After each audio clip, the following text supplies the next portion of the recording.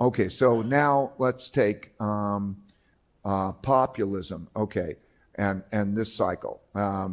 So these two, the top chart shows the wealth gap, and I don't know if I have the income gap on the other. No, I probably should have shown. Anyway, the wealth gap and the income gap are each the highest levels since also the 30s.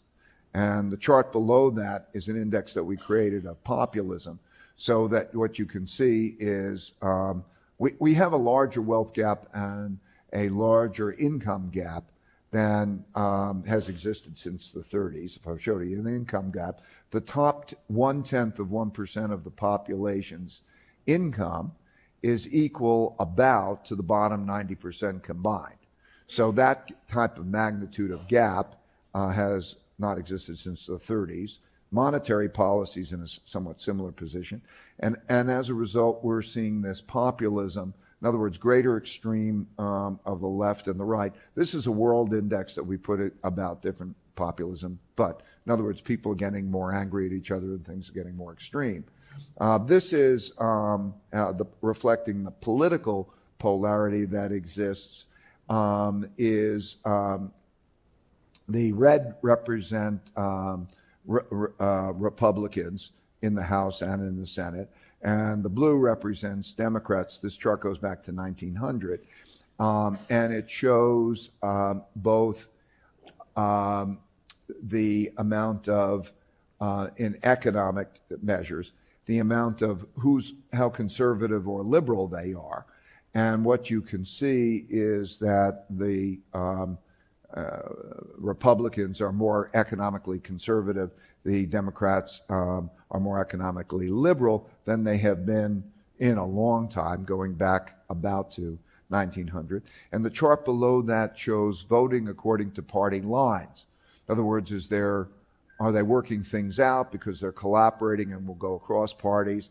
And you could see that that's the highest since about the turn of the century. Now, all I'm just saying is there's a lot of political polarity that's dealing with that. Okay, now I just want to, I'm about to end, so thank you for your patience. Also, then, as I said, there are three main things that are consistent with that, which is three main things. Internal conflict having to do with the wealth issue, wealth and opportunity issue. Second one is monetary policy and where we are in the economic cycle. And the third one is the rising of an external power, world power, challenging the existence, the power of an existing world power.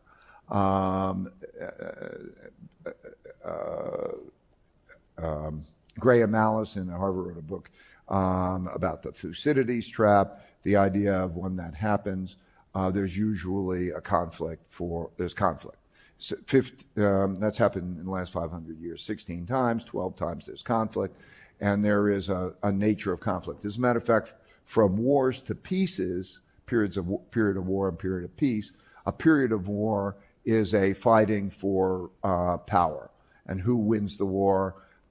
It is then followed by a period of peace because no one wants to fight the world power. So like in the United States, World War II, the reason that it won the war, the United States had 80% of the world's gold, and so you came into a world order that was the United States world order, and that meant that that's why the United Nations is in New York, the World Bank and the IMF are in Washington, D.C., and the currency, as the reserve currency, is the U.S. dollar. And then you have a period of peace because nobody wants to fight that. Then you go through a cycle where then you have that particular conflict. This is an average measure going back to 1500 of power. It's a measure, I don't know if I showed I showed the components of it here in terms of the cycles, but this shows the rises and declines of empires by 6 measures, and I'll show you. It's 7 measures: economics, technology and competitiveness, the amount of economic output, the share of world trade, the size of the military, the size of the financial center, and whether it has a reserve currency. This chart is the average of those prior charts to give an average measure of power. And so you can see over that 500-year period, the ebbs and flows of the major countries' power in the world measured by the average of those two things. So the blue line is the United States. The red line is China. So you can see the rise of across those measures. You also could see, if you go back, that China, through that period, and if I took it back another 500 years or more, always has been like number 1 or 2 in the world. And then you see that really come in around 1800, you see that big decline. So we have a situation where we do have the rising power challenging existing power. There are 4 types of conflict that we're having. We're having a trade conflict, we'll call it trade war. You have a technology conflict, so we'll call that a technology war. You have a geopolitical conflict, and then we could have a capital conflict. So those are the things that are going on. I'm sure I used up more than my allotted time, so I think I'll stop here and then take whatever questions you have. Thank you.